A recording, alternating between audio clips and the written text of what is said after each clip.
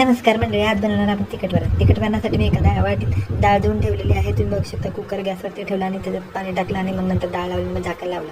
त्यानंतर मग मी झाकणाची एक शिट्टी काढून घेतली. तुम्ही बघू शकता एक शिट्टी काढल्यानंतर मी डाळ इकडून तिकडून हलवली आणि एका वाटीमध्ये नंतर काढून घेतली.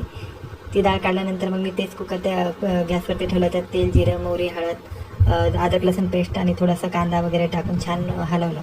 नंतर मग मी काय केलं, त्याच्यामध्ये हिरवी मिरची, टोमॅटो आणि नंतर मग थोडी लाल मसाला वगैरे आपले मसाले टाकलेत आणि थोडं मीठ टाकून थोडं हलवलं.